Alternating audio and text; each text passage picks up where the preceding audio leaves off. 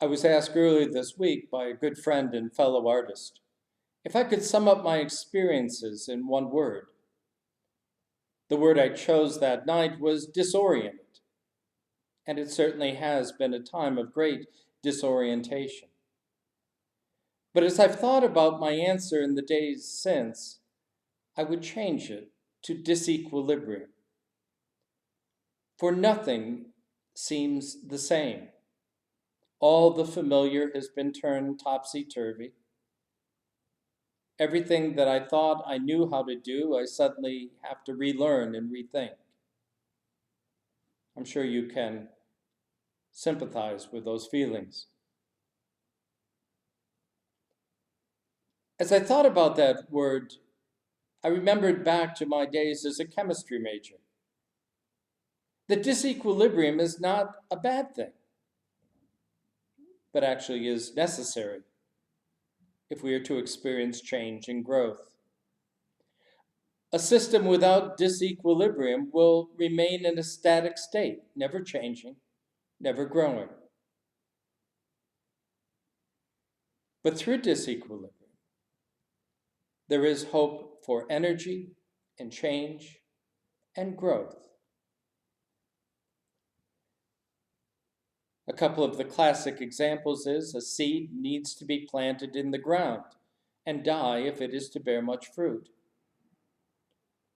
Or as I learned when I was first investing in the stock market 40 years ago,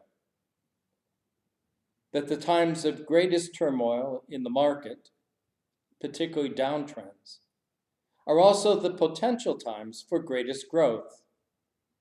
And so as my financial advisor advised me, put your money in the market and don't look at it. I did, and he was right. It has borne much fruit. The Bible, too, is full of these moments of disequilibrium. Abraham and Sarah are dragged out of their comfy, cozy retirement condo in Ur, halfway across the known world to start a new nation. Jacob wrestles with God, has his hip dislocated on his way to a reunion with his estranged brother Esau. Moses and the people wander for 40 years in the wilderness on their way to the promised land. The people gathered in Babylon in exile do the hard work of rethinking their faith and living in hope and expectation as they wait to go and rebuild Jerusalem and a new understanding of what it means to be God's people.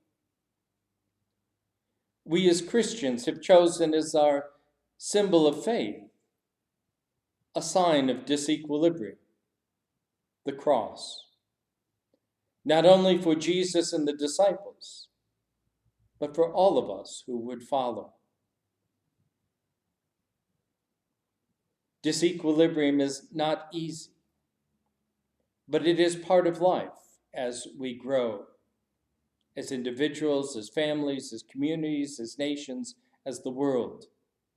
We go through many periods of disequilibrium in our lifetimes, but rarely, if ever, do we get to share those moments with an entire world. And so this has been a particularly difficult time of disequilibrium for us, but also a time of incredible potential for the energy, the growth, and the change that can happen, both as world, as nation, as community, as church, as us as individuals. It is tempting when we find ourselves in disequilibrium to rush the process of finding equilibrium again, or as we are wont to say these days, the new normal. But we would do well to ponder what we are experiencing these days, what we have learned, how we have already grown, how we have changed, where we need to grow more, where we need to experience renewal, retooling, and new ideas.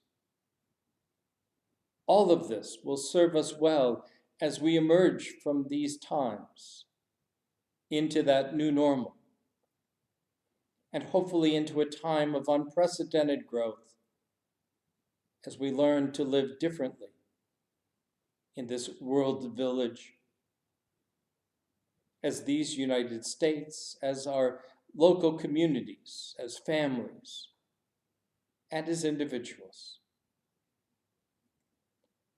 The journey is not easy. To let go is painful and hard. But if we are to grow, we must go through these times. And through it all, we live with the hope and the expectation that we are not alone on the journey. Not only in this one are we surrounded by an entire world, but God continues to walk with us. We may not know where we're going, but we do know that God is leading us. Through the night of doubt and sorrow, onward goes our pilgrim band, singing songs of expectation, marching to the promised land. Clear before us through the darkness gleams and burns a guiding light. Pilgrim, clasp the hand of pilgrim, stepping fearless through the night. One, the light of God's own presence on the ransomed people shed, chasing far the gloom and terror, brightening all the path we tread.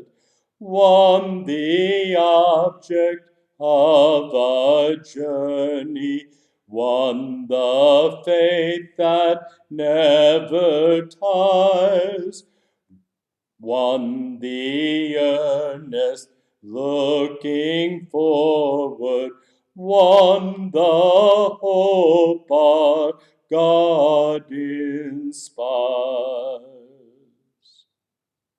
Amen.